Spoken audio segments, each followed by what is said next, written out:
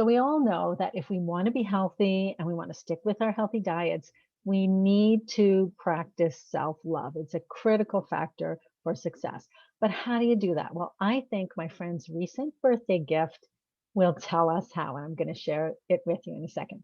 Hey, everybody, I'm Ricki Heller from rickiheller.com, and I help women on restricted diets learn to love their food again so that they can lose their symptoms, their bodies can heal, and they can live their very best lives.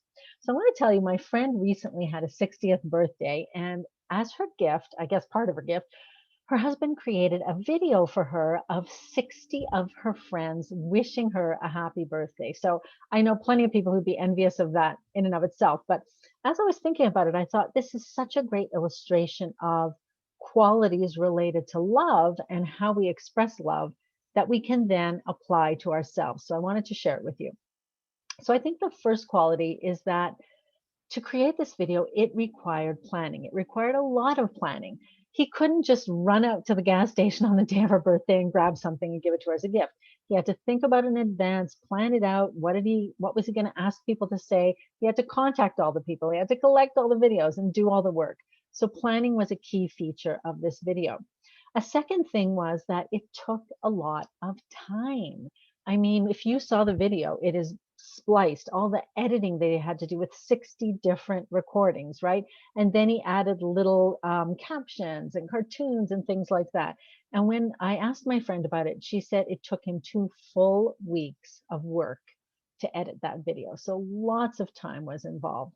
The other thing, or the third thing, I think that is really indicative of this video is that he knew his wife really well, right? He had to know her really well to create this gift because he knew that she knew what was important to her, her friendships and her relationships.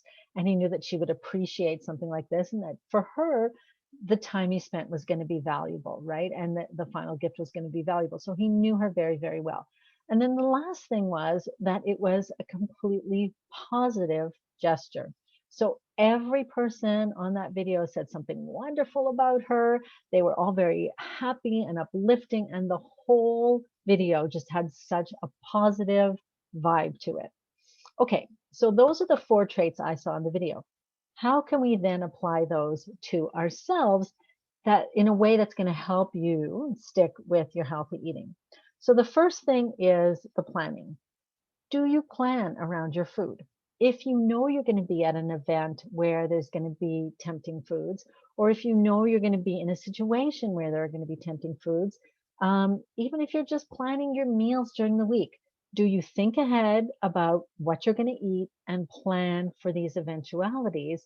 Because that's how you can prepare. So that's the first thing. We need to plan if we are going to be behaving in a way that's self-loving and giving ourselves the food that is really, really good for us. The second thing is how much time do you take for yourself, right?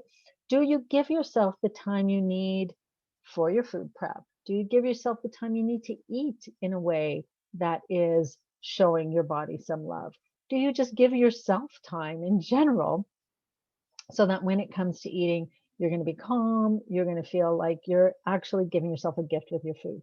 I think for so many women, we do not give ourselves enough time to ourselves, downtime, just time to think, time to relax, all the things that most people give themselves and need. So time, do you give yourself time? The third thing is, and this is maybe an unusual way to put it, but how well do you know yourself? In other words, when it comes to your diet, do you know the things that trigger you? Do you know the foods where you just can't stop?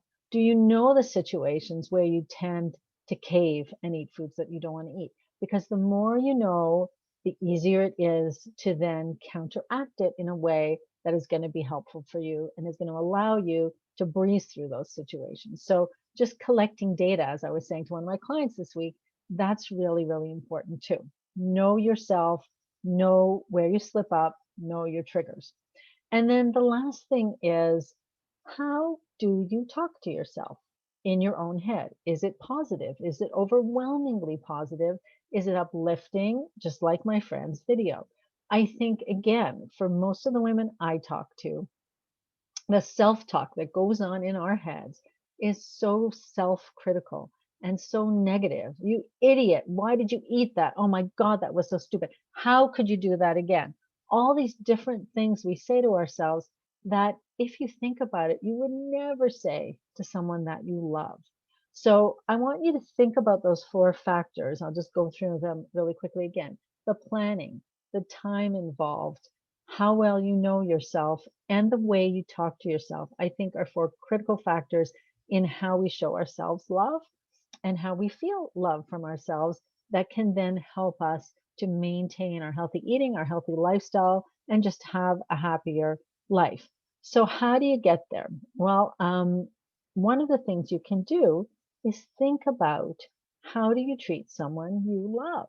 And then would you ever do that to that person? So if you find yourself criticizing yourself because you slipped up on your healthy eating plan, would you do that to a sweet little kid that you love? Of course not, right? So we need to start treating ourselves with the same love that we would give our children, that we would give our pets, that we would give our family, that my friend's husband gave to my friend. So I hope that's helpful. I hope those four traits are things that you can think more about and make use of as you go through the summer and you face all the different situations where you're going to be confronting some foods that may be tempting to you, and that you'll be able to maintain your healthy eating as a result.